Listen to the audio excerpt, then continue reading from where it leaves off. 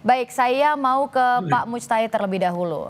Pak, ini kan Amerika Serikat dan juga Iran ini saling balas blokade. Pak Mujtahid sendiri melihatnya bagaimana menjalankan blokade ini? Ya, dua-duanya menjalankan blokade, Mbak ya. Iran menjalankan blokade di Selat Hormuz dan sekarang ini dengan pernyataan Trump kemarin kan nambah blokade kan lebih ketat lagi terhadap Selat Hormuz. Jadi Iran kan menerapkan satu strategi ya leverage di Selat Hormuz untuk kapal-kapal masih bisa melewati Selat Hormuz, tapi harus dengan otorisasi dari eh, Iranian Navy ya. Hmm. Nah, kemudian kan banyak dari negara-negara, termasuk juga Amerika, kemudian Israel, yang tidak bisa melewati di situ. Nah, sekarang ini Amerika ingin memblokade Selat Hormuz, tapi kemudian di CENTCOM kemudian kira-kira mengedit lah pernyataannya Trump dan ternyata yang akan diblokade itu adalah semua kapal yang akan memasuki pelabuhan-pelabuhan Iran ya sepanjang pesisir Teluk Persia dan juga Teluk Oman ini akan diblokade. Jadi keluar masuknya kapal yang dari sana akan diblokade. Jadi bukan Selat Hormuz secara keseluruhan, akan tapi hanya kapal-kapal yang menuju dan menuju ataupun juga berangkat dari eh, dari pantai-pantai di atau dari pelabuhan-pelabuhan di sisir Teluk Persia dan juga Teluk Oman, Mbak. Jadi eh, tentunya blokade ini akan menambah masalah terhadap supply chain logistik ya termasuk supply chain logistik bukan hanya oil and gas saja kan tapi juga semua produk yang masuk melalui Selat Hormuz, Mbak. Oke, berarti kalau menurut Anda akan menambah masalah supply chains dan lain-lain. Kalau Mas Tommy melihatnya seperti apa, Mas Tommy? Apakah sepakat dengan Pak Mujtahid akan menambah masalah nih? Ya, tentunya upaya blokade yang dilakukan Amerika Serikat akan menambah masalah ya. Setidaknya menambah tingkat risiko bagi kapal-kapal lain yang akan melewati Selat Hormuz yang sebelumnya sudah ada risiko.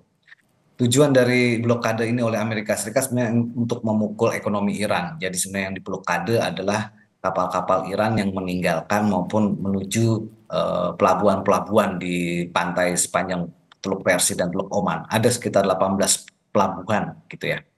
Nah, apakah strategi ini berhasil ataukah justru akan membuat harga minyak menjadi tambah gila-gilaan? Itu yang masih harus kita lihat perkembangannya. Karena ketika harga minyak semakin naik gila-gilaan, tekanan justru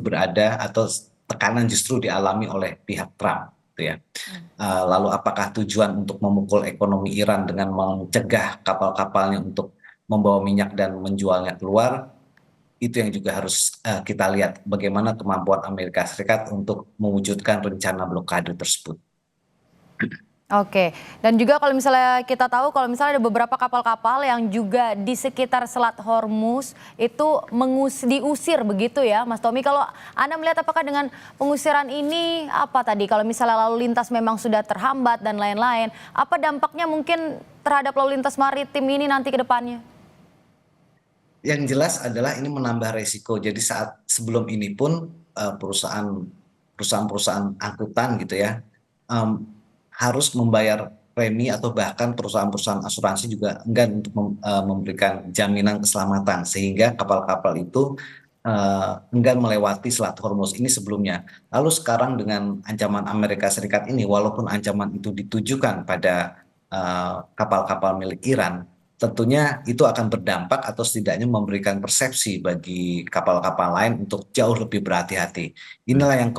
Mekanisme inilah yang kemudian akan mendorong kemungkinan kenaikan harga pada minyak dunia yang tentunya akan membuat banyak masyarakat di belahan dunia lainnya merasakan dampaknya seperti misalnya harga BBM yang naik dan tentunya produk-produk turunan hidrokarbon lainnya seperti plastik dan lain sebagainya. Oke, saya kembali ke Pak Mujtahid.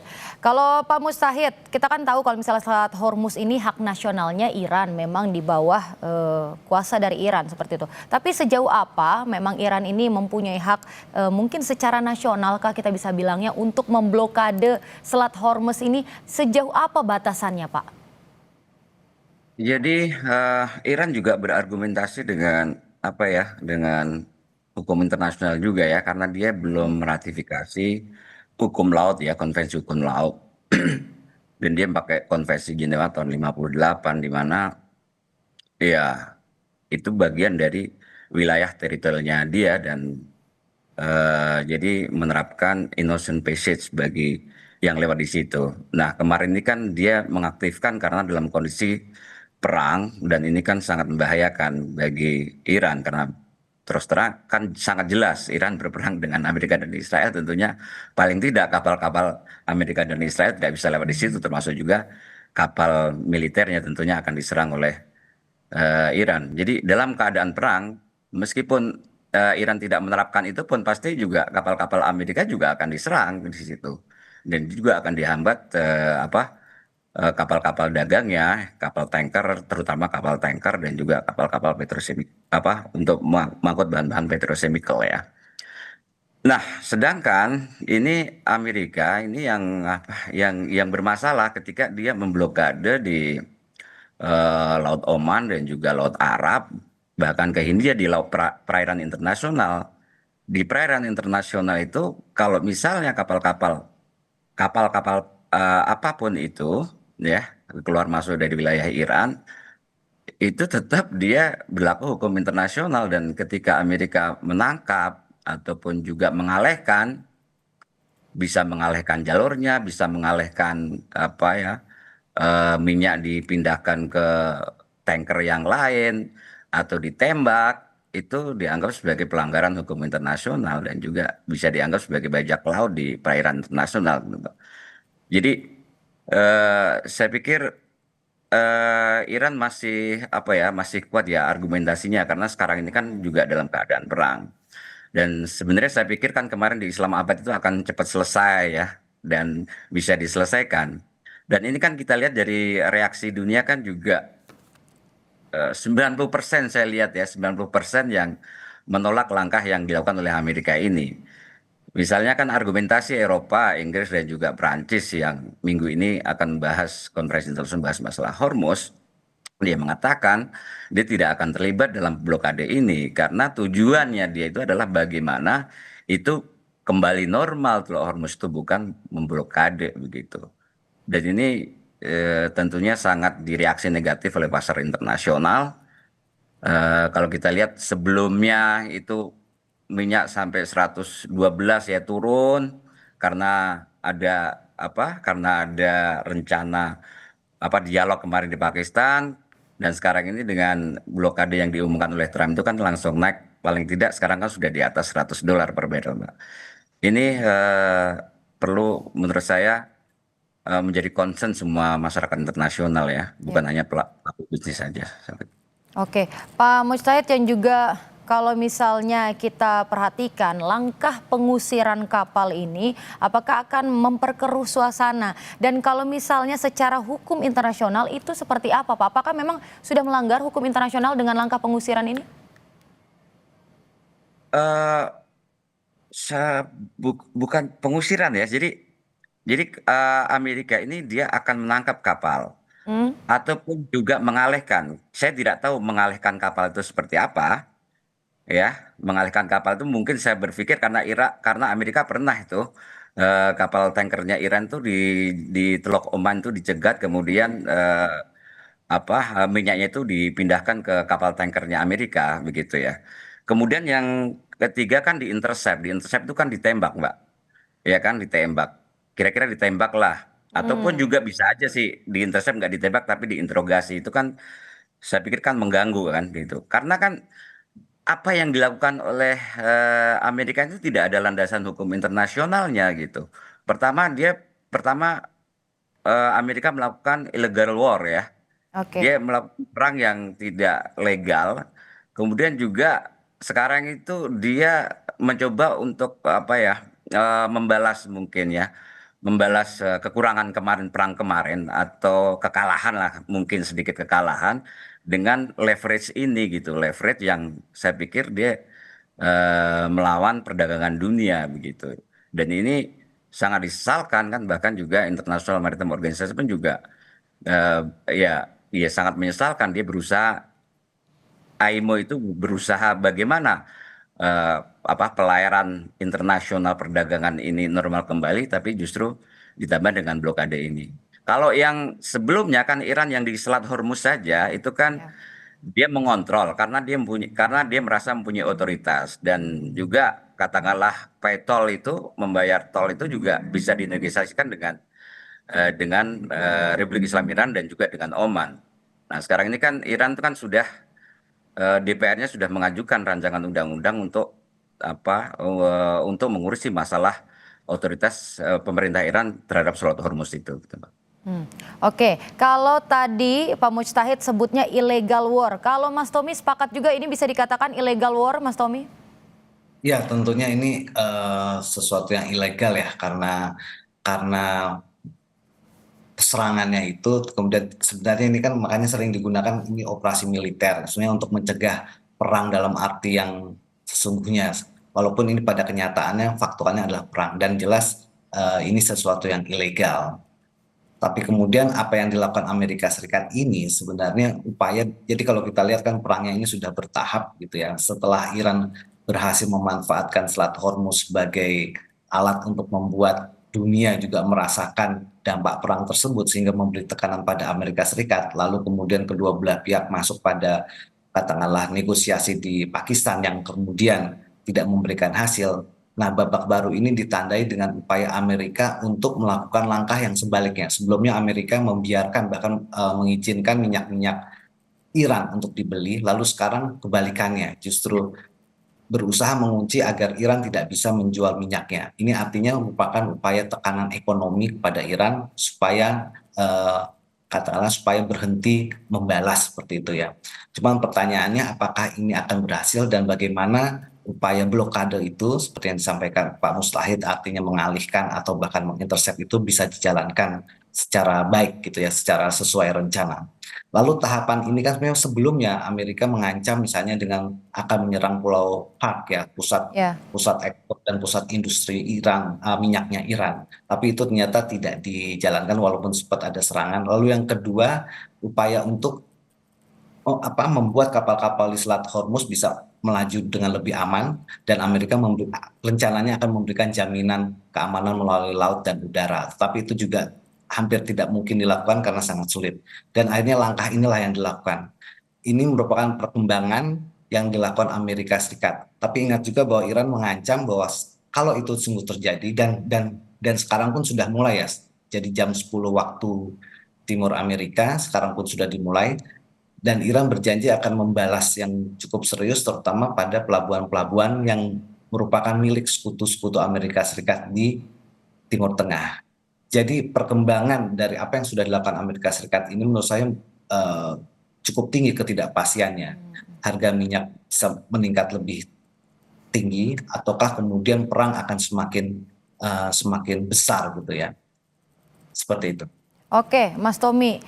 Apakah illegal war seperti ini tuh sudah pernah terjadi sebelumnya, Mas? Atau ini baru pertama kali mungkin di wilayah Timur Tengah sana? Pengertian illegal war misalnya kalau katakanlah kita perang-perang sebelumnya Amerika juga beberapa kali juga misalnya menyerang Irak lalu juga serangan terhadap Iran pada Juni tahun lalu itu kan juga cukup mengejutkan ya ketika perundingan sedang berlangsung lalu tiba-tiba diserang tapi kemudian perang itu sangat terbatas dan illegal war yang kali ini dilakukan adalah berdurasi cukup lebih lama dan bahkan sudah lebih dari sebulan dan juga sudah memberikan kerugian yang cukup besar bagi kedua belah pihak dan bagi kawasan. Jadi ini skalanya lebih luas dan dampaknya juga lebih luas, terutama setelah Selat Hormuz mengalami gangguan sehingga kemudian negara-negara Asia seperti Bangladesh, Filipina, dan termasuk Jepang mengalami dampaknya. Oke, saya ke Pak Mujtahid lagi. Pak, tadi kalau misalnya kata Mas Tommy, mengatakan kalau misalnya seberapa efektif upaya Iran untuk menahan supaya Iran ini tidak bisa menjual begitu minyaknya keluar. Itu seberapa efektif kira-kira bisa ditahan? Eh, Ya, tentunya ancaman Amerika ini kan efektif ya, efektif dalam artian semua company ya, company logistik dan juga company yang mengoperasikan kapal tanker ini akan sangat was-was dengan ancaman ini kan. Hmm. Jadi kan kapal-kapal, apalagi kapal-kapal minyak dan juga gas ini kan sangat sensitif sekali terhadap ledakan ya. Dan katakanlah di Teluk Oman, kemudian juga di Laut Arab, itu patroli kapal-kapal perang Amerika, tentunya itu sangat apa ya, sangat bikin shock lah menurut saya ya, bikin shock terhadap apa pelayaran dunia ini gitu. Nah, untuk tahap pertama saya pikir apa yang dilakukan oleh Amerika ini berhasil ya. Cuman kita belum tahu nih reaksi Iran terhadap aksi yang dilakukan oleh Amerika. Nah, kalau misalnya Amerika itu sampai menyerang tadi ya, tadi kan Mas Tommy sudah mengatakan dia akan menyerang pelabuhan-pelabuhan itu. Kalau misalnya Amerika nanti dia menyerang kapal-kapal siapapun kapal itu ya, kapal pun dari Cina atau Rusia atau kapal-kapal yang lain lah yang masuk ke pelabuhan Iran atau keluar dari pelabuhan dengan cara menembak, kemungkinan akan ada reaksi yang apa yang eskalatif yang akan dilakukan oleh Iran gitu. Bahkan kan eh, penasihat apa ya penasihat militernya pimpin Iran sekarang ini Mohsen Rezai dan juga penasihat luar negerinya Ali Akbar Velayati itu mungkin juga akan mengaktifkan yang apa blokade yang di Babul Mandeb gitu, yang itu Laut India dan juga Laut Arab dengan apa Laut Merah dan terusan Suez yang menuju Eropa. Jadi kalau Babul Mandeb ditutup, ya Selat Babul Mandeb ditutup, itu tentunya wah, akan menambah apa ya, bisa melejit lagi itu bisa sampai $150 per barrel tuh. Jadi eskalasi. Jadi Iran ini sekarang ini bukan ketika Amerika melakukan eskalasi dia akan dibalas eskalasi yang lebih besar oleh Iran gitu. Jadi sama-sama percaya diri. Amerika G7 kemarin ketika pulang dari Islamabad dia bilang kami masih memiliki leverage militer, ekonomi dan juga politik. Iran pun juga kayak begitu. Merasa bahwasanya Iran juga mempunyai leverage militer dan juga leverage politik, juga leverage geostrategis yang dimiliki di Selat Hormuz itu, Mbak. Oke, Pak Mujtahid, saling balas blokade, kemudian tadi Anda mengatakan juga kalau ini adalah illegal war. Lalu PBB bisa apa di situasi seperti ini, Pak? Mestinya PBB turun tangan ya, tapi kan kita tahu Amerika mempunyai hak veto ya, bahkan PBB kalau kita lihat ya yang sangat menyedihkan katakanlah di Gaza saja sampai 4 resolusi Dewan Keamanan PBB juga diveto oleh Amerika. Nah, kalau misalnya ada Dewan Keamanan berkumpul melakukan, nah kemarin kan yang terakhir kan Bahrain dan juga yang mengajukan kan Bahrain dan Emirat mengajukan apa resolusi untuk apa ya untuk pelayaran yang bebas yang apa ya produksi terhadap Iran, tapi kan juga diveto oleh Rusia dan Cina gitu. Jadi untuk saat ini eh, masih berat, Mbak. Jadi Dewan Keamanan PBB itu akan bekerja misalnya seperti kemarin perjanjian yang ada di Islamabad itu. Kalau misalnya berhasil dia akan dibawa ke Dewan Keamanan PBB gitu. Jadi saya pikir sekarang ini memang penyelesaiannya tidak bisa tidak itu dengan diplomasi. Kalau misalnya penyelesaian Teluk Hormuz ini kapal-kapal dagang ini dengan cara perang itu pasti tidak akan bisa menyelesaikan. Ya, besar kecil tidak bisa menyelesaikan. Kan kita ingat ya, cara penyelesaian militer yang dilakukan oleh koalisi Amerika dan juga NATO untuk membuka apa ya untuk membuka Babul Mandeb ya. Waktu itu kan perang dengan Yaman Houthi itu pun juga tidak berhasil gitu. Nah, Iran juga mempunyai kekuatan yang lebih besar dibanding Houthi di Yaman tentunya yang susah untuk dikalahkan jika terjadi perang di laut ini gitu. Jadi tetap penyelesaian itu harus diplomasi seperti Islam Abad kemarin karena di berita juga Pakistan juga eh, Turki kemudian juga Egypt akan terus berusaha untuk apa ya memediasi lah untuk melanjutkan diplomasi ini. Jadi saya pikir kan 2 minggu ceasefire ini kemarin tidak berhasil, akan ada pembicaraan lagi gitu, Hmm, Mbak. Tapi kan ternyata kan enggak. Ternyata Trump melakukan aksi yang lebih cepat nih. ya. Aksi cepat blokade ini yang sebenarnya blokade ini juga bisa dibilang sebagai act of war ya, satu tindakan perang sebenarnya terhadap terhadap Iran. Jadi sangat sangat apa ya, sangat riskan sekali untuk menyelesaikan masalah Hormuz itu dengan perang. Oke, kita juga tahu kalau Amerika Serikat mengajak NATO untuk ikut blokade Selat Hormuz. Tapi tahan dulu, kita akan bahas seusai jeda, tetap di Breaking News Kompas TV. Dan juga Pak Mustahid, kita lanjutkan lagi perbincangan kita yang tadi. Jadi dengan adanya blokade yang dilakukan oleh Amerika Serikat begitu, ada negara-negara dari NATO yang tidak mau ikut serta atau ogah gitu turut serta. Ada beberapa contohnya seperti Inggris dan juga Spanyol. Anda melihat mengapa negara-negara ini tidak mau ikut blokade Selat Hormuz ini? Saya mungkin mau ke Pak maksud saya Pak Mujtahid terlebih dahulu. Ya, banyak alasan saya pikir Mbak ya. Pertama, sebelumnya kan NATO juga dia tidak terlibat dengan Amerika ketika perang dengan Iran selama 40 hari ini. Jadi hanya Israel saja yang bersama secara resmi ya, hanya Israel saja yang secara resmi dengan Amerika melakukan serangan terhadap Iran. Ya tentunya dengan negara-negara teluk lah di mana pangkalan-pangkalan militer militer Amerika ada di sana. Nah, sedangkan NATO itu memang dari awal dia tidak ikut terlibat perang dengan Amerika untuk melawan agresi terhadap Iran ini. Nah, kemudian yang kedua, saya pikir eh, justru sekarang ini masalah yang lebih krusial dibanding perang 40 hari itu, Mbak. Hmm. Jadi kan sebelumnya kan Amerika kan bilang kepada NATO, negara-negara Eropa, Anda kan yang bermasalah, Anda buka sendirilah kan begitu. Nah itu kan udah dijawab oleh beberapa petinggi militer di Eropa ya, negara-negara utama NATO, misalnya Menteri Pertahanannya Jerman waktu itu dia mengatakan sudah Amerika saja nggak bisa, bagaimana dengan kita, kan gitu kemampuan frigate kita kan gitu. Jadi Amerika sudah mengerahkan begitu banyak kapal perang dan juga rudal-rudal Tomahawk, kemudian juga AGM 158ER itu sampai 1.000 dia kerahkan kan gitu dari jarak jauh 900 kilometer. Tapi nggak bisa.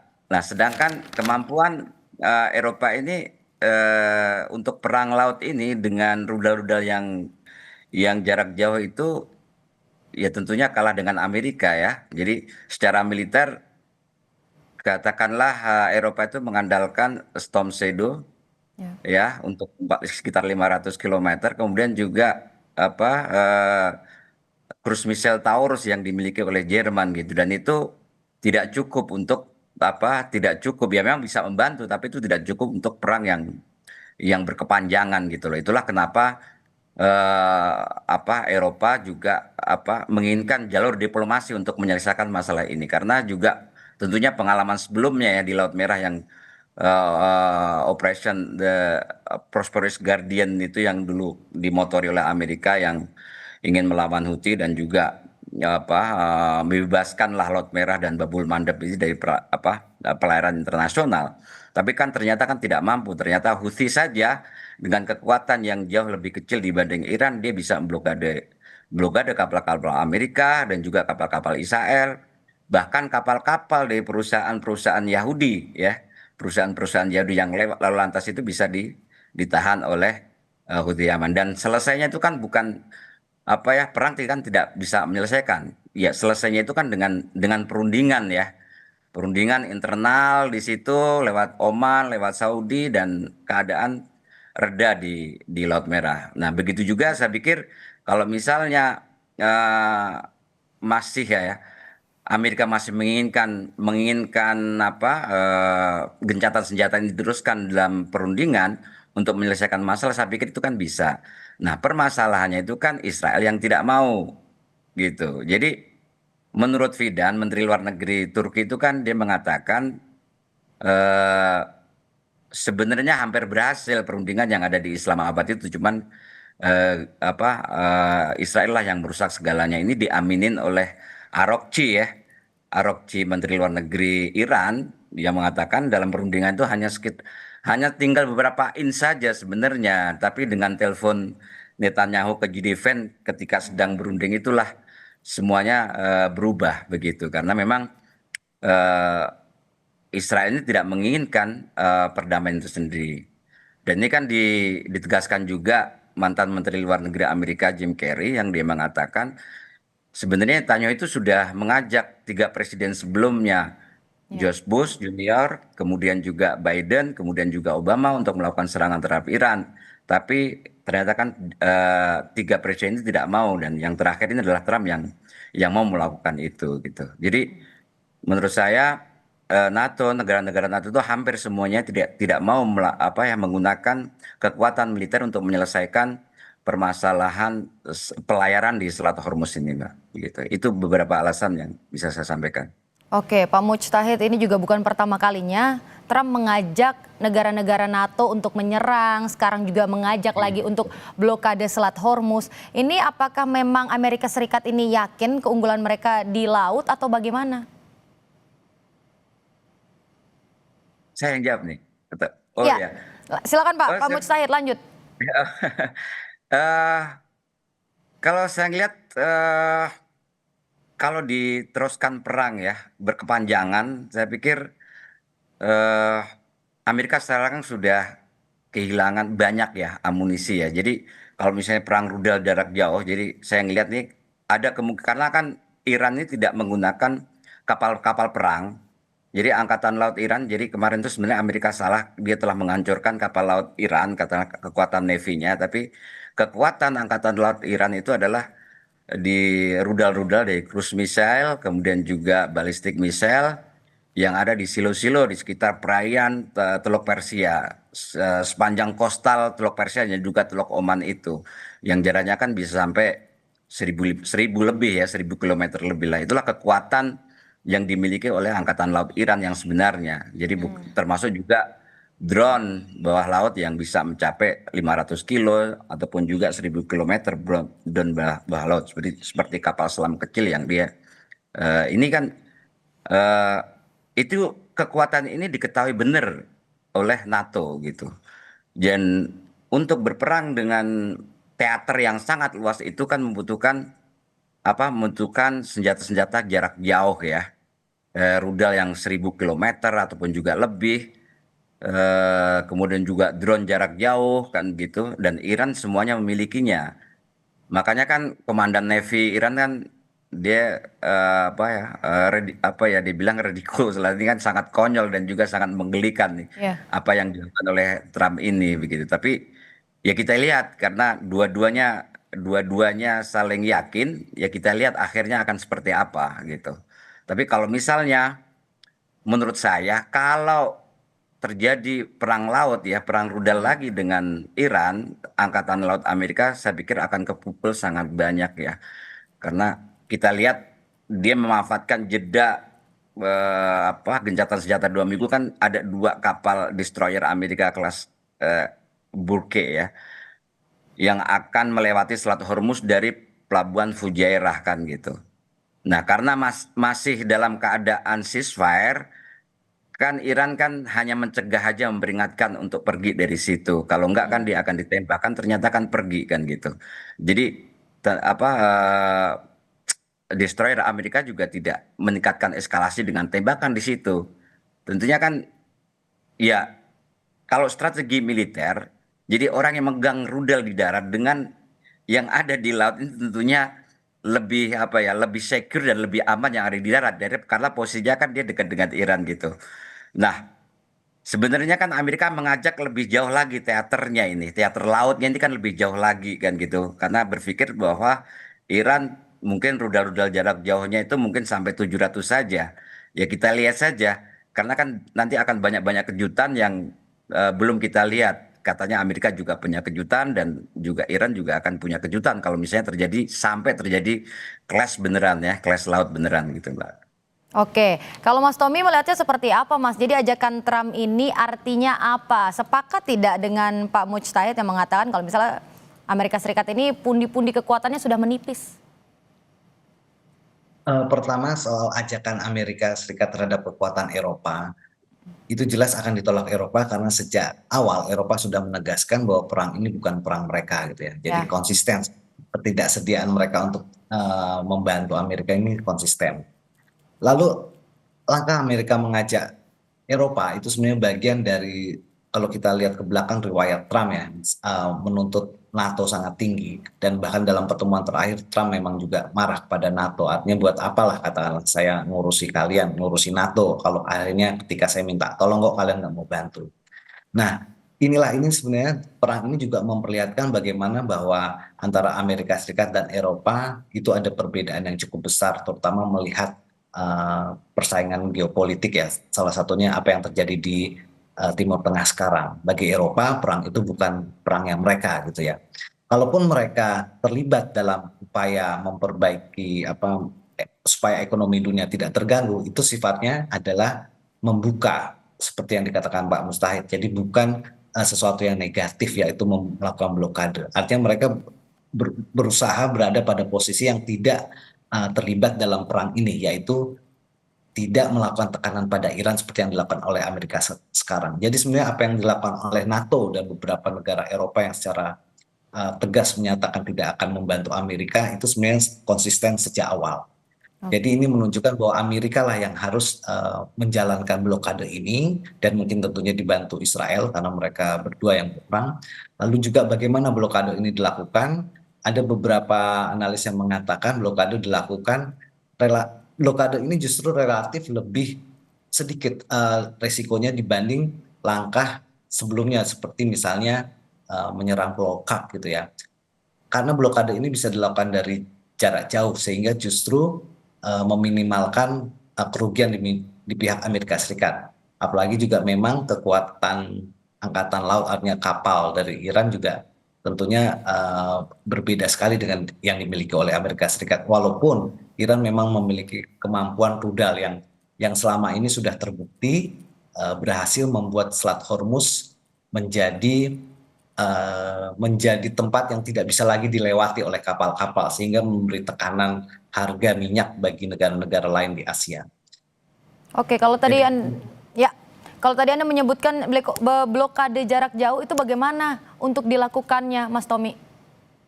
Artinya sebenarnya yang kemungkinan dilakukan adalah kapal-kapal Amerika, mereka relatif tidak memiliki lawan sesama kapal di sekitar perairan tersebut. Kalaupun ancaman adalah ancaman-ancaman rudal, itu yang sebenarnya selama ini sudah dilakukan oleh pihak Iran. Lalu blokade tersebut tentunya artinya Amerika akan mengancam kapal apapun yang melewati atau keluar atau menuju pelabuhan-pelabuhan di Iran, maka dia bisa dikenai rudal ataupun akan dihalau seperti itu. Dan tentunya penghalauan ini membutuhkan juga cukup banyak kapal. Selain berada kapal yang jauh, juga dibutuhkan kapal-kapal yang berada di sekitar perairan tersebut. Oke, kita juga kalau misalnya melihat dampak nanti blokade ini, kita belum tahu nanti sejauh apa dan sebagaimana. Baik, dan dampaknya blokade ini tadi Mas Tommy sempat mengatakan kalau blokade jarak jauh nanti akan seperti apa. Bagaimana dengan negara-negara teluk sekitar? Kalau kita lihat blokade ini mungkin baru dilakukan per 1 hari ini, 1-2 hari ini. Tapi kalau misalnya nanti berminggu-minggu, dampak selanjutnya yang paling parah seperti apa kira-kira? Mas Tommy silakan. Jadi kondisi ini sebenarnya mirip seperti ketika Perang Dingin dulu, ketika Uni Soviet bersiap memasang rudal ya di benua Amerika, dalam hal ini di Kuba. Ketika itu sebenarnya dunia sedang berada pada suatu wilayah yang tidak tahu apa yang akan terjadi setelah itu. Apakah akan ada perang besar antara Amerika Serikat dan Uni Soviet? Apakah Uni Soviet tetap ngotot memasang rudal lalu Amerika akhirnya mundur atau bagaimana? Nah, inilah kondisi ini juga menurut saya yang terjadi seperti itu. Jadi kita sebenarnya tidak tahu. Ketika Amerika betul-betul menjalankan secara efektif blokade tersebut, apakah Iran akan melakukan retaliasi yang luar biasa sehingga pelabuhan-pelabuhan negara-negara sekutunya di Timur Tengah akan hancur, atau seperti apa? Jadi ini sebenarnya wilayah yang kita masih meraba-raba, dan Dan saya kira kedua belah pihak juga mungkin masih meraba-raba tentang bagaimana kelanjutannya. Oke. Disinilah bahayanya perang di sini, Mbak Tata. Perang itu kadang-kadang bisa berekskalasi di luar perhitungan. Sebaliknya juga mungkin eskalasinya juga bisa tidak terjadi seseram yang diperkirakan. Kurang lebihnya begitu. Oke, kalau Pak Mujtahid melihatnya seperti apa kalau misalnya memang blokade ini akan berlangsung cukup lama, dampak jauhnya bagaimana, Pak?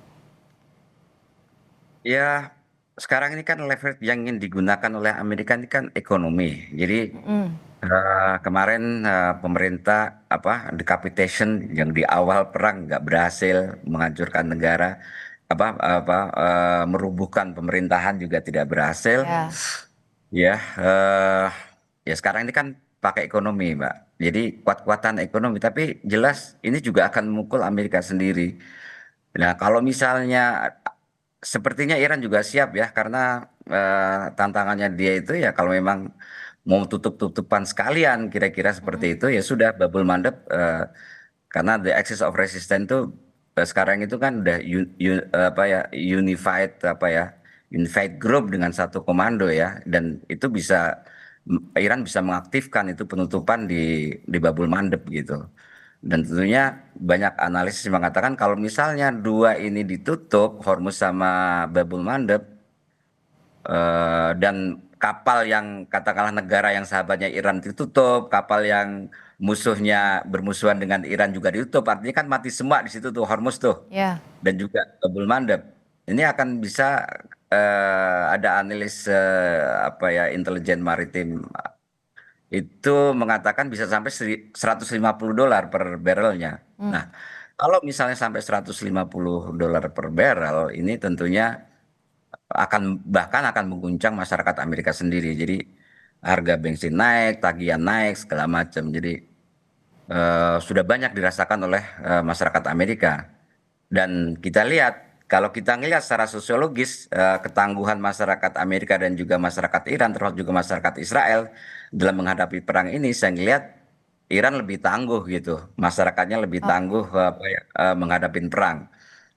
Artinya di Iran itu tidak ada gerakan masif dari masyarakat untuk segera menyelesaikan karena masalah ekonomi terancam. Bahkan masyarakatnya masih bahkan malam ini kan masih demonstrasi untuk terus memberikan semangat kepada militer untuk melakukan perang balasan terhadap rezim Israel ataupun juga Amerika. Nah, kalau misalnya kita lihat ya, kita nggak tahu nih apa ada, jadi kan ini bukan hanya blokade, akan tapi juga ada persiapan-persiapan lain, sebagaimana yang dilansir oleh KAN TV, kemudian juga channel 12, 13 Israel. Tentara Israel sekarang ini IDF sedang mempersiapkan kan gitu, mempersiapkan kembali kemampuan militernya untuk melakukan persiapan melakukan serangan terhadap Iran. Nah, ini bisa saja ini akan memancing perang yang lebih besar Israel ini. Jadi kuncinya kalau menurut saya, kalau misalnya Amerika menyerang kapal yang sedang bersandar di pelabuhan, kapal komersial yang bersandar di pelabuhan Iran, ataupun juga masih dekat dengan pelabuhan Iran di situ dihantam oleh rudal, baik itu Israel ataupun juga Amerika, kemungkinan Iran akan membalas ke pelabuhan-pelabuhan yang selama ini negara-negara yang mendukung Amerika untuk melakukan serangan terhadap Oke. Iran. Ya ini pelabuhan-pelabuhan di Kuwait, kemudian pelabuhan di Bahrain, Emirat, di Fujairah. Ini akan sangat akan lebih parah lagi efeknya terhadap dampak perekonomian dunia, dan perang bisa bisa lebih panas. Nah, kalau misalnya pendekatan yang dilakukan oleh Amerika secara ekonomi bisa menekan Iran, tapi dia lebih soft misalnya, dia tidak mengeluarkan tembakan misalnya. Katakanlah dia mencegat kapal untuk inspeksi itu dengan helikopter kan gitu kan, banyak helikopter di destroyer Amerika kan gitu. Jadi dengan helikopter dia turun ke situ segala macam, itu tentu sudah sangat mengganggu kenyamanan pelayaran internasional, tapi secara ekonomi berhasil untuk menekan Iran. Nah, eh, tapi tentunya akan dibalas juga modelnya dengan katakanlah di Babul Mandeb yang akan diaktifkan oleh Iran. Jadi Iran saya melihat dia akan mengikuti irama yang dimainkan oleh Amerika. Jadi Amerika sedikit lembut ya, tensinya tidak tinggi, dia tensinya juga akan dijaga secara proporsional gitu, Mbak. Itulah yang menurut saya yang bisa menjaga ini lebih lebih cooling down blokade ini. Tapi kalau misalnya sampai pecah militer Mm-mm. secara terbuka ya di laut seperti perang kemarin tentunya akan sangat berisiko tadi sampai katakanlah $150 tadi, Mbak. Itu saja. Oke. Oke, mungkin Dan dampak. itu akan mengancam Eropa dan juga mengancam Amerika, bukan hanya Amerika saja. Oke, tentu dampaknya nanti kemungkinan besar akan mencapai sampai 150 per barel seperti yang Anda katakan tadi, Pak. Lalu kalau negara-negara Teluk ini bisa siapkan apa kira-kira kalau misalnya memang skenario terburuk dari pelabuhan di sekitar ini juga ditutup, Pak? Ya, tidak ada alternatif ya. Hmm, Jadi ada beberapa negara nih sebenarnya yang sangat ya, yang sangat ingin perang ya. Jadi sebenarnya juga dia tidak mau perang itu dihentikan. Itu Bahrain dengan Emirat ya. Jadi dalam pertemuan katakan 18 Maret yang di Arab Saudi itu kan ada menteri-menteri luar negeri negara-negara Arab kumpul ditambah Turki, kemudian juga Egypt, termasuk juga Pakistan. Ini memang Emirat dan Bahrain ini sangat berbeda, sedikit berbeda dengan Kuwait dan juga Oman. Jadi dia ingin memastikan betul kemenangan dicapai oleh Amerika ketika agresi terhadap Iran ini. Tapi kan kenyataannya kan menurut saya berbalik ya, karena berbalik karena berkali-kali Trump minta gencatan senjata dan terakhir minta gencatan senjata juga Iran juga merasa tertipu kan gitu karena janji-janji yang disampaikan itu ternyata kan mungkin tidak tidak ada satupun yang tercapai karena tidak ada hasil di situ. Jadi Iran juga kecewa gitu meskipun perjanjian perjanjian ini tidak dibalas dengan agresi lagi kan gitu tapi dengan blokade ekonomi gitu.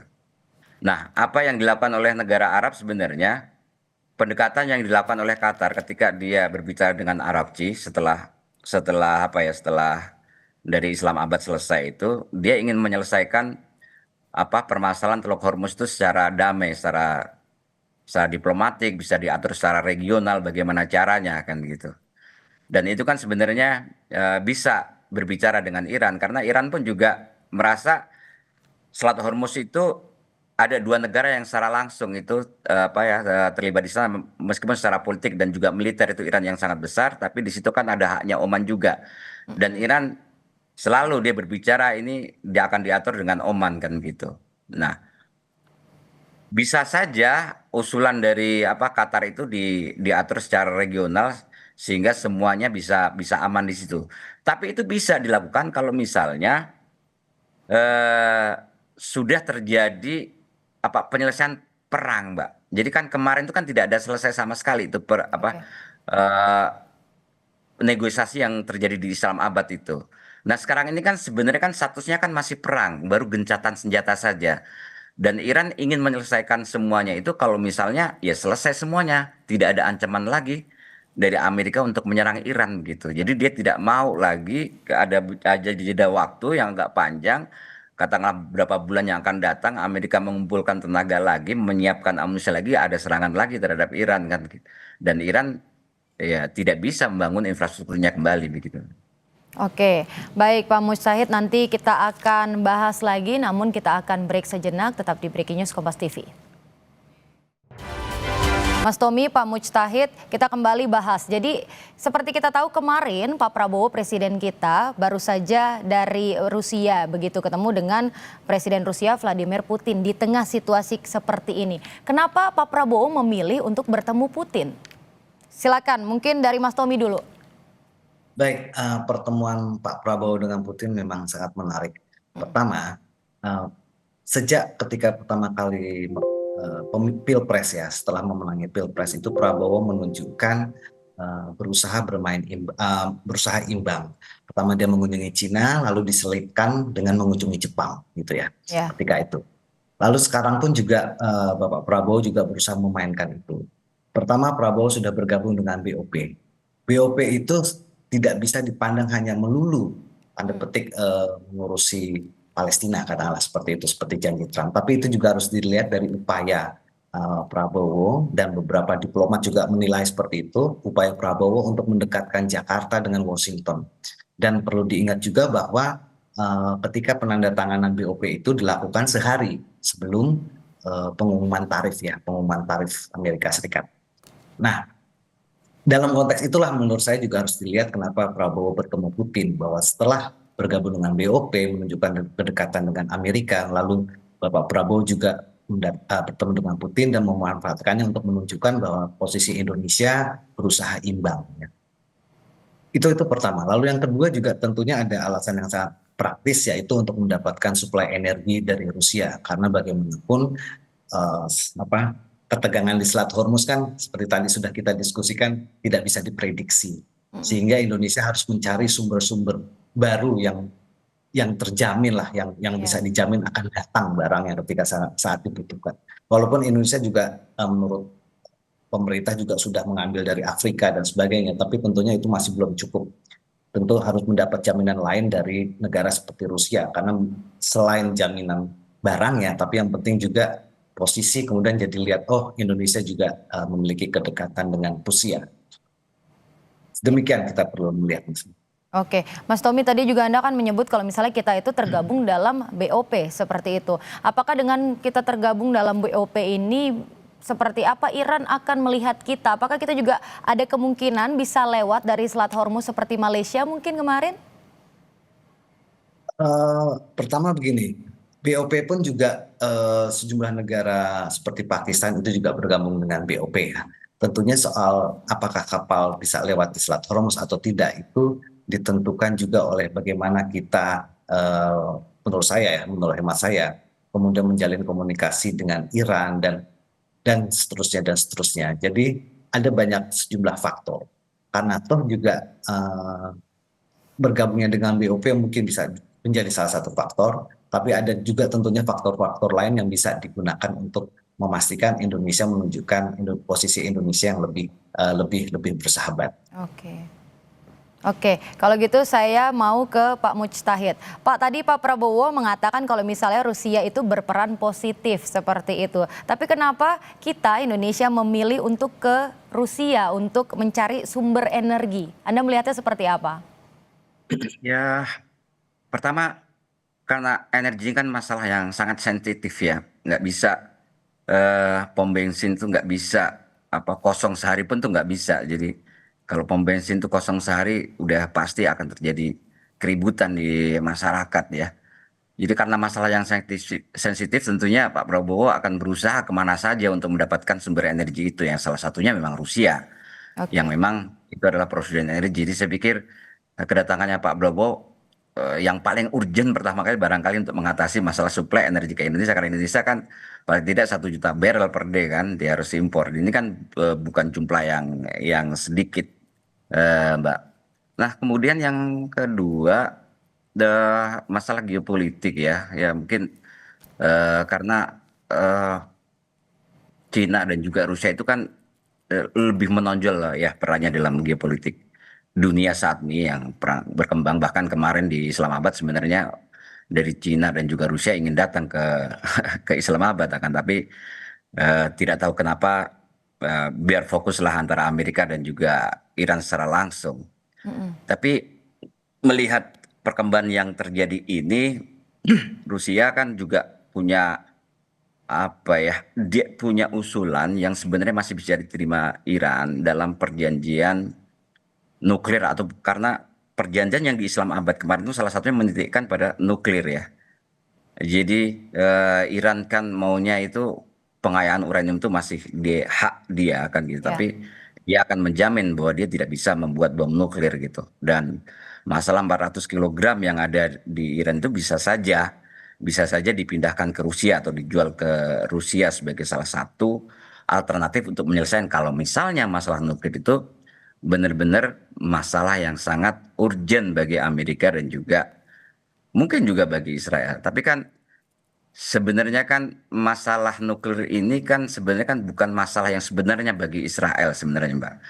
Karena ketika JCPOA tahun 2015 itu ya, itu sekitar 6 jenderal dari Israel itu dia mengatakan bahwa eh, leb- lebih baik Iran itu lebih baik Iran itu melakukan pengayaan uranium kemudian yang lebih lebih besar sehingga itu memicu ketegangan dibanding hasil dari JCPOA ini gitu. Nah, JCPOA itu kan bagi Israel itu kan Iran memang tidak bisa membuat nuklir tapi dia masih bisa melakukan pengayaan uranium.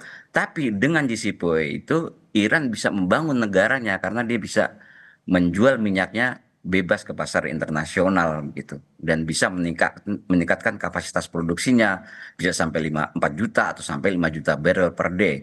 Ini yang membuat khawatir Israel, Iran akan menjadi negara yang lebih besar lagi.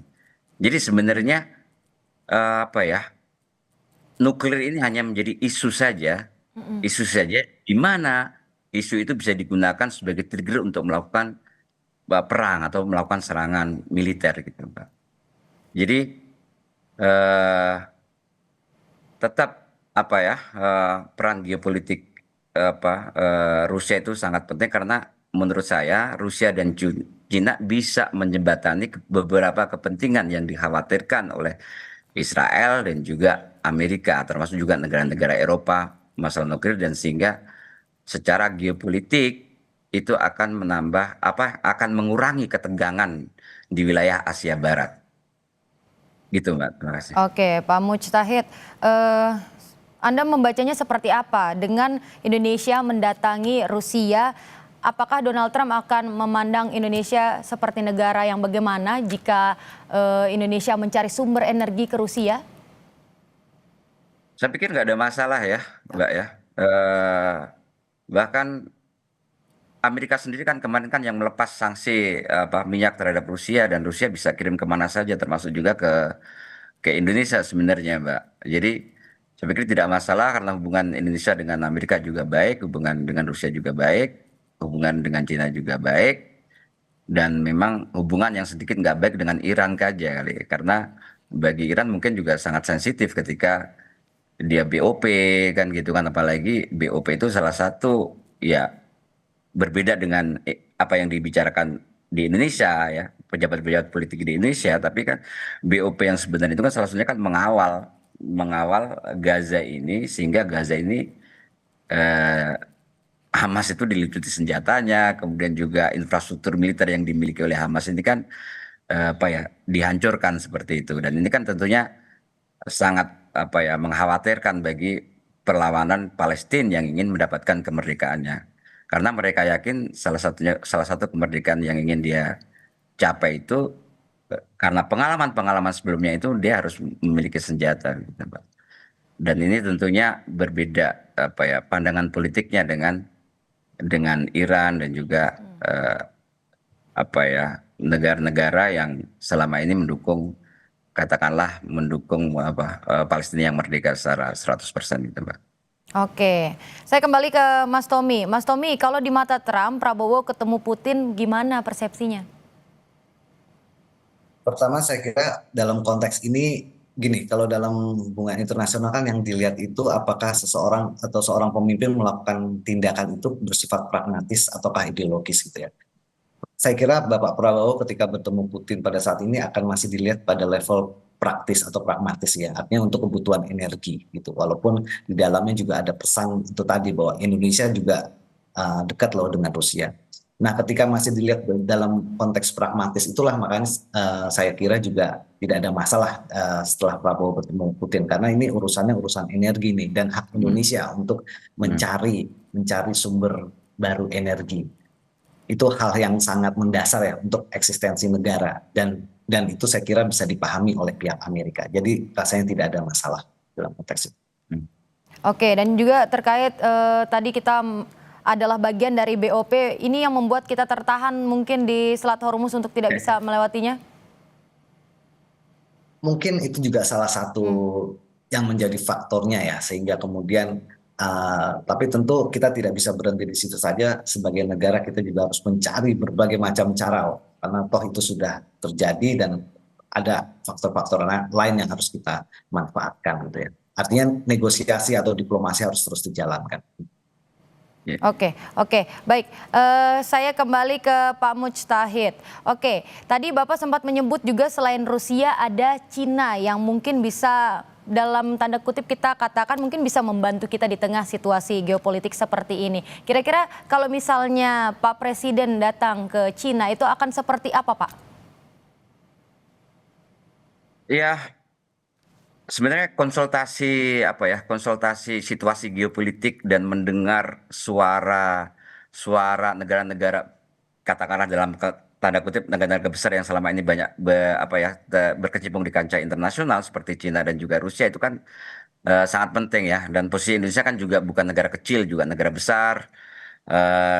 Dan ketegangan yang ada di Laut Selatan, Laut Cina Selatan pasti akan berpengaruh sangat besar terhadap Indonesia.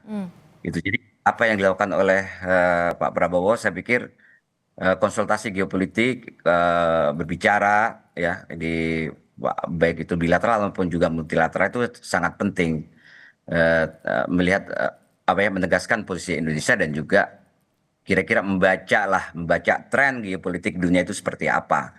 Jadi itu sangat penting buat Indonesia. Nah, mungkin tadi ya sedikit ya tentang menjembatani misalnya kan ketegangan, katakanlah sedikit sebenarnya kan Indonesia itu kan hubungannya baik dengan Iran, cuman mungkin dalam dalam indikasi dari kapal ini kan jadi masalah. Saya tidak tahu kapal ini seperti apa kapalnya Pertamina benar atau karena kan sebenarnya kan apakah ada sangkut pautnya dengan Singapura atau gimana, kita tidak tahu. Yang jelas eh, Cina sekarang ini kan hubungannya lumayan cukup baik dengan Iran kan gitu, dan Indonesia juga baik juga dengan Cina. Jadi berbicara untuk menyelesaikan masalah geopolitik di Timur Tengah, kemudian juga kepentingan Indonesia, saya pikir dengan berkonsultasi dengan beberapa negara ini ada salah satu jalan. Karena tidak mungkin Indonesia berbicara dengan Amerika ketika berurusan dengan Iran. Ketika berurusan dengan Iran, ya berbicara dengan Cina dan juga berbicara dengan Rusia seperti itu. Nah, kalau misalnya tadi katakanlah BOP, kenapa Pakistan juga bisa berbicara dengan apa ya Iran. dengan Iran gitu. Nah, saya pikir gini ya, ada sedikit menurut saya kekurangan Indonesia ketika terjadi perang itu, karena perang itu kan agresi. Kalau menurut Menteri Luar Negeri Lavrov ya, Rusia itu kan bukti ilegal perang atau agresi ini kan hard evidence gitu, bukti yang sangat keras yang bisa dilihat gitu. Dan pembunuhan di awal serangan kan gitu. Nah, Indonesia tidak menunjukkan posisinya gitu. Empati, kayak empati pun juga tidak. Ini kan jadi masalah. Kalau misalnya tidak mengecam Amerika, katakanlah itu oke lah, Kak. Nggak ada masalah misalnya. Nggak berani katakanlah. Tapi kan paling nggak kan menunjukkan empati, ya kan? Karena bagaimanapun juga pemimpin Iran itu, Said Ali Khamenei itu katakanlah seperti pemimpin Katolik gitu, paus gitu bagi masyarakat, sebagian masyarakat Muslim di dunia dan juga banyak pengikutnya. Nah, ucapan ucapan empati dan juga belasungkawa ini mestinya itu kan disampaikan oleh Presiden secara langsung. Itu kan salah satu bagian, kalau katakanlah politik tidak bisa menyelesaikan, paling nggak persahabatan secara kultural, secara sama-sama negara Asia itu kan mestinya bisa dijalankan secara fleksibel lah seperti itu. Nah, ini menurut saya sedikit kekurangan lah. Nah, tapi kan masalah geopolitik itu kan juga akan terus masalah berkembang kan gitu, dan banyak event-event atau momen-momen yang lain yang juga bisa dilakukan, yang bisa dilakukan oleh Indonesia untuk memperbaiki menurut saya kekurangan-kekurangan dalam pendekatan geopolitik yang seimbang ini gitu, Mbak. Jadi Oke. menurut saya tadi berbicara dengan Cina, diskusi dengan negara-negara besar itu penting lah. Itu kan Cina juga Rusia itu kan ibaratnya kan pionir-pionir BRIC ya, dan itu juga secara ekonomi juga sangat besar pengaruhnya Cina di Indonesia. Dan Oke. Cina pun juga kita memandang fleksibilitas dan pragmatismenya Cina dengan Amerika itu kan juga terlihat. Amerika ketika tadi barusan kan Menteri Luar Negeri juru bicara Kementerian Luar Negeri Cina kan dia menolak ada isu yang mengatakan bahwa Cina mengirim senjata ke Iran kan gitu. Ternyata kan tidak, dan tidak sampai ke sana, dan kenyataannya memang tidak sampai ke sana. Jadi Iran, Cina dan juga Rusia itu juga membatasi untuk tidak konfrontasi militer langsung dengan Amerika. Jadi mereka memang membantu Iran sesama negara-negara BRIC yang dia melakukan bisnis secara bersama. Dan ini bagi Iran menurut saya juga sudah cukup, karena secara militer menurut saya eh, militer Iran cukup mampu untuk menangani permasalahan-permasalahan yang dihadapi sendiri gitu, Mbak. Terima kasih. Oke, oke. Mas Tommy, kita juga tahu kalau Pak Prabowo masih ada di Rusia. Apakah ini akan membawa kabar baik untuk kita di Indonesia, khususnya mungkin untuk sektor energi di Indonesia? Saya kira ya hampir bisa dipastikan pasti Rusia akan sangat senang membantu Indonesia karena Rusia itu eh, gini Mbak, kalau ada acara-acara diplomatik itu ya Jakarta, Rusia itu seperti sendirian Mbak. Jadi tidak ada yang nyaris tidak ada yang datang gitu ya. Nah, ketika ada negara yang kemudian dari Asia Tenggara dan salah satu negara penting datang menemui Rusia dan meminta bantuan, itu pasti akan diberikan karena itu penting untuk memiliki katakanlah ya saya tidak menyebut sekutu tapi setidaknya teman baik yang bisa dipastikan akan selalu berkomunikasi akan saling membantu itu sangat dibutuhkan oleh Rusia karena Rusia posisinya pada saat ini kan masih cukup dikucilkan lah akibat akibat perang Ukraina ya terutama oleh diplomat-diplomat Barat kalau ada acara-acara itu pasti mereka masih dikucilkan dan itulah dalam situasi itulah peran Indonesia masuk menjadi teman saya ini temanmu loh itu sangat penting gitu ya. Sehingga kemudian Rusia tentu akan dengan senang hati membantu apa yang dibutuhkan oleh Indonesia. Oke, baik Mas Eh, Tommy. Ya, silakan Mas Tommy. Mungkin saya ingin menambah juga ya soal Rusia dan Cina dalam konteks ini ya.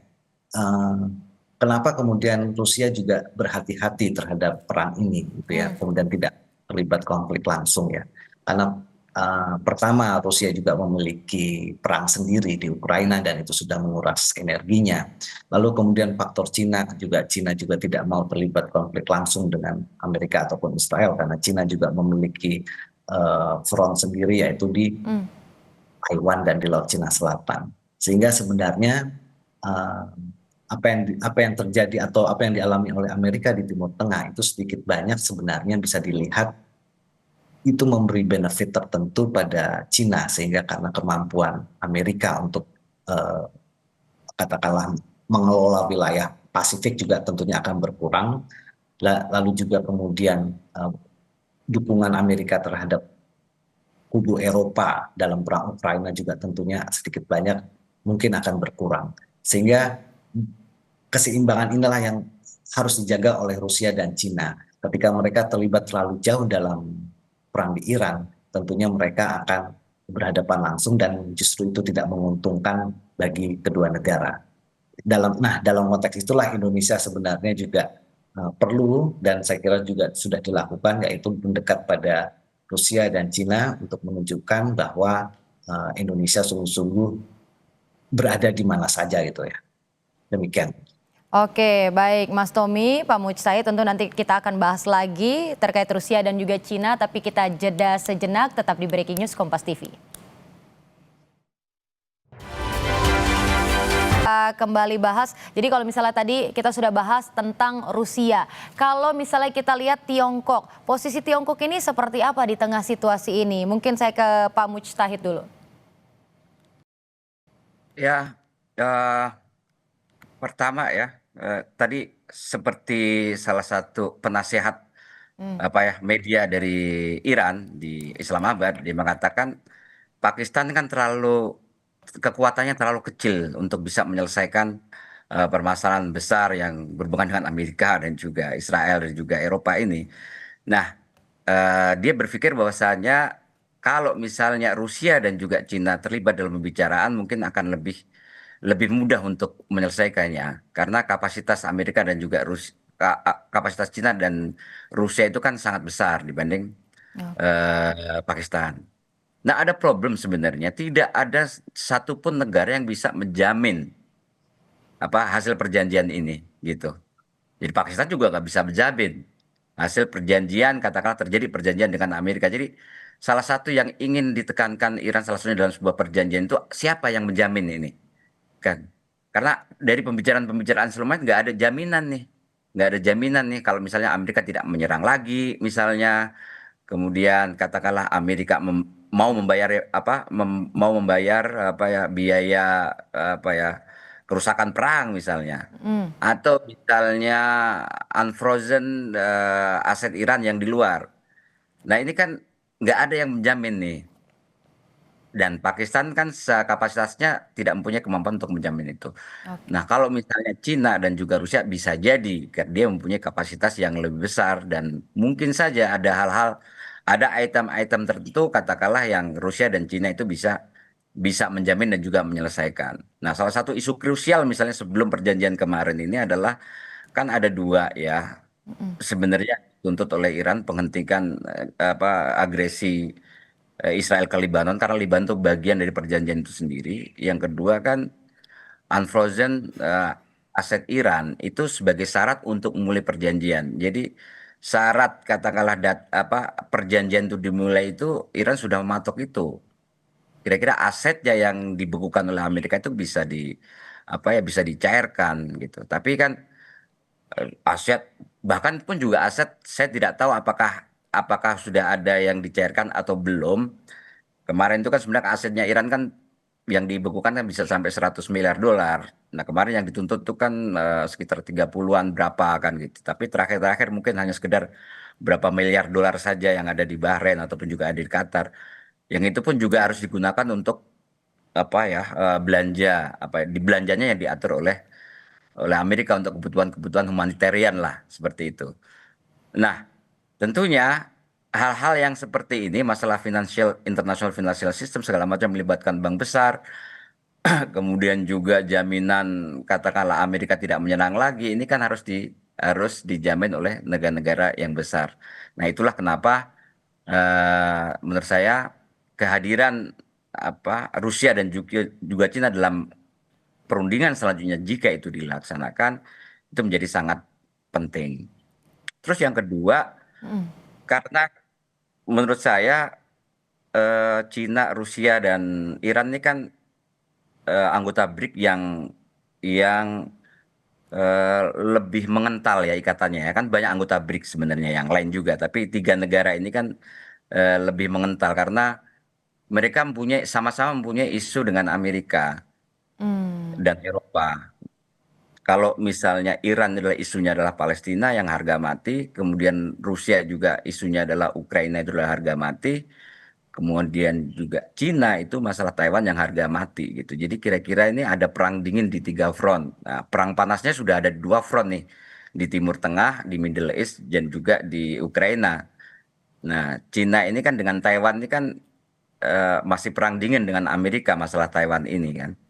Nah, melihat perang yang terjadi akhir-akhir ini kan membuat salah satu oposisi yang di Taiwan yaitu Partai Kuomintang itu kan datang ke Cina untuk menyelesaikan permasalahan hubungan antara Cina dan juga Taiwan itu secara damai tidak dengan konfrontasi militer. Jadi ada perkembangan yang menarik juga nih. Nah, jika Taiwan ini akhirnya bergabung dengan Cina secara keseluruhan legal tentunya itu akan mengurangi wibawa kekuatan Amerika di wilayah Asia Pasifik, Mbak, seperti itu.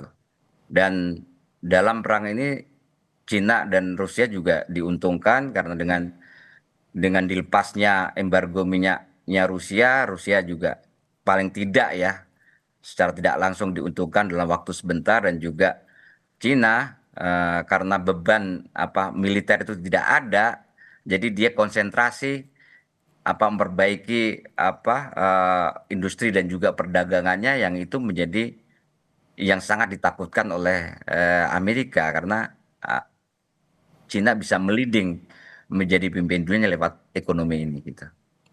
Oke, oke, baik. Saya ke Mas Tommy. Mas Tommy, kalau Anda melihatnya seperti apa posisi dari Tiongkok terhadap Iran ini di situasi seperti ini? Ya, pertama kita juga perlu melihat relasi Tiongkok atau Cina dengan Iran ya. Pertama, Iran itu adalah posisinya sangat penting bagi Cina di Timur Tengah. Investasi Cina di Iran cukup besar dan Iran mengimpor minyak dalam jumlah cukup besar dari Iran gitu ya.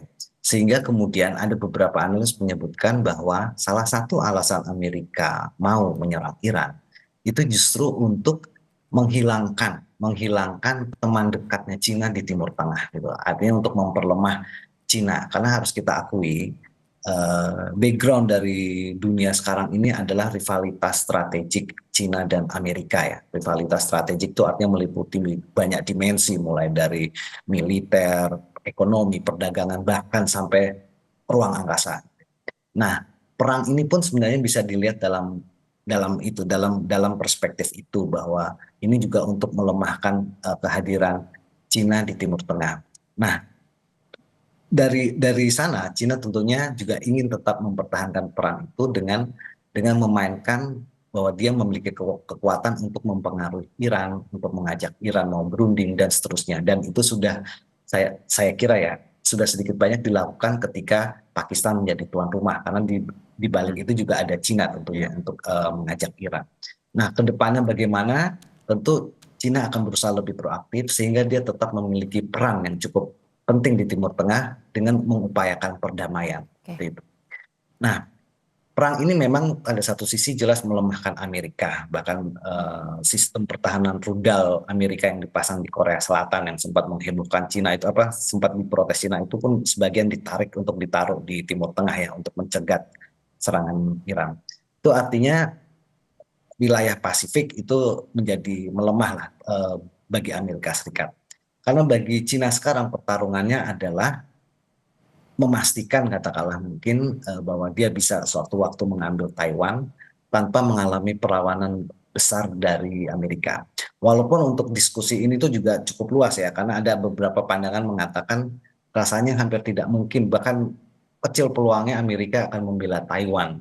Karena Amerika yang prioritas militernya pertama adalah security, home security ya, homeland security, lalu yang kedua adalah melindungi negara-negara yang memang sudah terikat perjanjian perlindungan dengan Amerika, yaitu apa di Pasifik, Korea Selatan dan Jepang. Jadi artinya ketika Jepang diserang tuh Amerika wajib membela, lalu atau Korea Selatan diserang Amerika wajib dibela.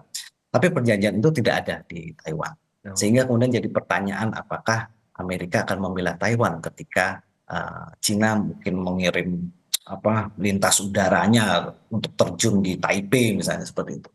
Tapi bagaimanapun Cina tentu harus berhitung sangat matang untuk mengambil langkah itu, karena bisa saja toh Amerika tetap melakukan upaya tekanan, karena tekanan juga bisa berbagai macam ya, mungkin meminta Arab Saudi menghentikan penjualan minyaknya ke Cina dan sebagainya. Lalu yang kedua juga bahwa Pasifik itu juga semakin dikuasai Cina setelah perang ini adalah bagaimanapun Pasifik itu adalah wilayah pengaruh alaminya Cina ya, saya kira ya. Terutama seperti Asia Tenggara daratan, yaitu Myanmar, Kamboja, itu wilayah pengaruh alami Cina. Dan dari pola itu terlihat bahwa Amerika memang tidak mau masuk dalam wilayah pengaruh alami negara-negara seperti itu. Kita lihat di Asia Tenggara kehadiran Amerika Serikat sangat minim. Itu ada semacam, saya menduga ada semacam sesama negara besar tuh saling menghormati wilayah pengaruh alaminya. Nah, dalam konteks itu kita bisa lihat Venezuela. Venezuela itu sampai diambil pemimpinnya diambil oleh Amerika karena ada beberapa laporan menyebutkan bahwa ada rencana bahwa Iran menempatkan rudalnya di Venezuela, karena Venezuela memang juga jadi dekat dengan musuh-musuh Amerika ya, termasuk dengan ada beberapa penasihat militer Rusia dan Cina juga ada di Venezuela. Nah, oleh karena itulah kemudian Amerika mengambil langkah keras terhadap Venezuela, karena itu wilayah pengaruh alaminya yang harus secara alamiah berada di pengaruh Amerika. Nah, kemudian bagaimana yang peran-peran Rusia dan Cina dalam konteks ini? Yang harus dilakukan adalah menjaga agar apa yang sudah menjadi kesepakatan tiga kekuatan besar ini tetap dalam keseimbangan.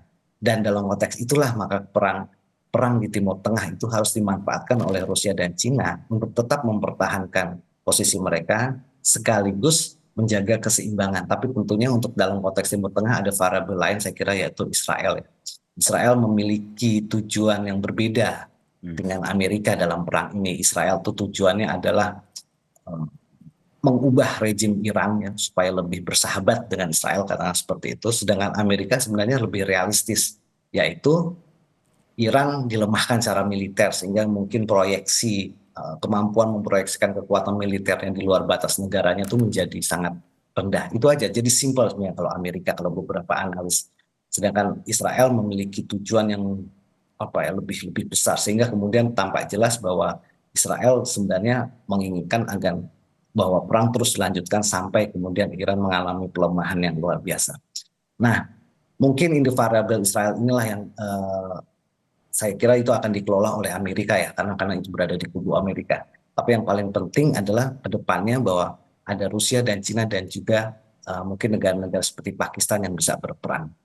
Lalu satu hal lagi ingin saya sampaikan bahwa ada yang menarik sebenarnya di sini bahwa walaupun negosiasi tidak menghasilkan kesepakatan, gitu, kita perlu melihat apakah perang akan kembali pecah gitu lah. Jangan-jangan setelah negosiasi berhenti itu bukan berarti perang akan berlanjut. Karena ada juga beberapa laporan menyebutkan bahwa ketika negosiasi dimulai itu sebenarnya kesempatan dari kedua belah pihak untuk berhenti menyerang. Karena perang itu kan mahal sekali ya. Lalu masing-masing pihak sebenarnya juga kita bisa lihat masing-masing pihak mengklaim pihaknya menang. Amerika mengklaim menang, Iran juga bisa mengklaim menang. Jadi sebagai narasi domestik maupun internasional itu mereka punya cerita bahwa kami loh yang menang. Nah, pertanyaannya adalah apakah gencatan-senjata ini akan berlanjut atau tidak? Ada beberapa laporan menyebutkan kemungkinan akan berlanjut karena masing-masing pihak memang tidak menghendaki perang yang seperti sebelumnya, saling mengirim rudal secara masif. Lalu yang dilakukan sekarang adalah tekanan ekonomi, yaitu untuk langkah blokade. Jadi jangan-jangan memang blokade ini bagian dari perubahan jalannya perang. Sekarang sudah masuk pada tekanan ekonomi. Soalannya mana yang lebih tahan, Iran atau Amerika gitu tadi juga sempat disebut Pak Mustahid gitu ya. Kalau Amerika problemnya kalau harga minyaknya sampai $150 itu pasti masyarakatnya protes keras ya, dan nanti di pemilu midterm election itu Trump akan kalah gitu ya. Tapi kalau kemudian harga minyaknya tidak terlalu tinggi walaupun tetap di atas 100, mungkin Iran yang akhirnya melemah karena dia tidak punya pemasukan. Lebih kurang seperti itu sebenarnya. Jadi ini memang masuknya ke ekonomi. Mereka sama-sama punya momentum untuk tidak saling menyerang gitu loh dengan adanya negosiasi. Oke, Pak Mustahid, Anda tanggapannya seperti apa, Pak? Ya, yang jelas menurut saya perang sih sebenarnya sudah turun, Mbak ya. Jadi secara psikologis itu karena dia ceasefire ya 2 minggu nih, seperti apa yang dikatakan oleh Mas Tommy tadi udah benar tadi. Menurut saya setuju gitu. Memang ada cooling down sedikit lah kan gitu. Oke. Jadi kayak semacam secara psikologis kalau misalnya untuk memulai perang lagi itu auranya secara psikologis itu sudah berkurang. Meskipun Iran itu sangat mengancam ya, sangat keras ya. Karena kan ada faktor yang lain, Mas Tom ini kan ada faktor Israel ini kan kalau dia membuat trigger lagi. Jadi serangan pertama kemarin ke Iran itu kan ke pemimpin spiritual Iran itu kan serangan kan dari Israel sebenarnya menggunakan apa ya Blue Sparrow rudal ya yang 1.500 kilometer itu kan ditembakkan secara bersamaan, dan itu kan awal dari perang pecahnya di situ kan yang menyeret Amerika terus perang terus itu. Nah, tadi memang betul Iran akan sedikit kesusahan kalau misalnya terjadi perang ekonomi. Yang jelas kapasitas jaringan Amerika lebih besar dibanding jaringannya Iran tentunya dalam untuk mengatasi permasalahan ekonomi, masalah perbankan segala macam ya.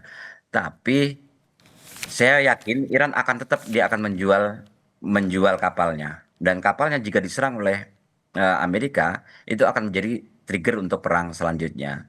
Inilah yang menurut saya